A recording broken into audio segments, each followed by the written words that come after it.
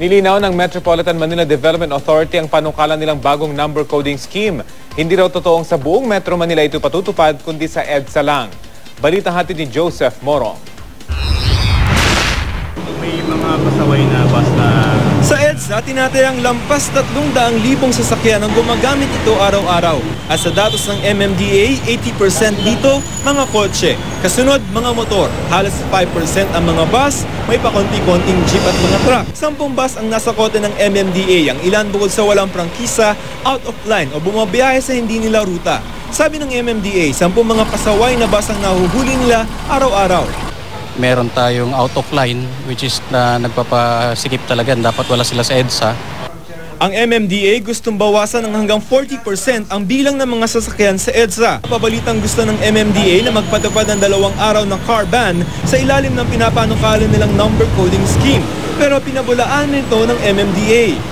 Hindi ito total Metro Manila car ban. Yung additional 2 digits sa EDSA lamang. Ito ang umiiral na number coding scheme ngayon. Papalitan na ito ng ganitong sistema kung saan 4 na numero na ending ng plate number na ang kailangan yung tandaan. Ang unang 2 numero sa bawat araw, total car ban. Ang 2 huling numero, sa EDSA lamang bawal tuwing rush hour. Halimbawa, sa Lunes, ang plakang may ending na 1 at 2, bawal sa buong Metro Manila. Ang 3 at 4, pwedeng lumabas pero bawal dumaan sa EDSA sa rush hour.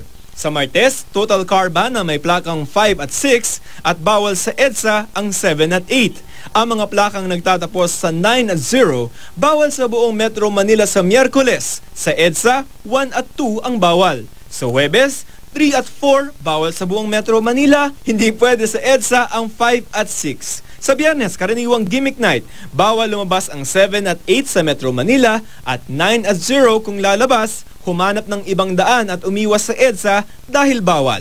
Sa EDSA naman, 7 a.m. to 10 a.m. 5 p.m. to 8 p.m. For the new numbers. For the additional 2 numbers. But the rest of the streets, pwede kang mag-cross ng EDSA, pwede kang tumawid, at pagkatapos nung time frame, pwede ka na rin dumaan sa EDSA. So you're not totally, hindi ka totally ban. Mga pribadong sasakyan ang apektado nito. 40% theoretically. At hindi po kasama dito yung mga public utility vehicles kasi gusto natin rin matulungan yung ating mga ordinaryo mananakay. Ayaw naman natin silang mahirapan. Sa tingin ng Department of Transportation and Communication, pinakamadaling solusyon ang panukala ng MMDA para maresolba ang traffic sa Metro Manila. Pero may ibang nakikitang solusyon ng DOTC, ang mga pribadong motorista raw mag-bus o mag-jeep. Mababawasan mo rin yung private vehicles without necessarily sacrificing yung mga nagpa-public utility, di ba? Kumbaga, generally ang labas nun, yung mahihirap, hindi ganong tatamaan, di ba? It's the private vehicle owners ang matatamaan nitong... Joseph Morong, GMA News.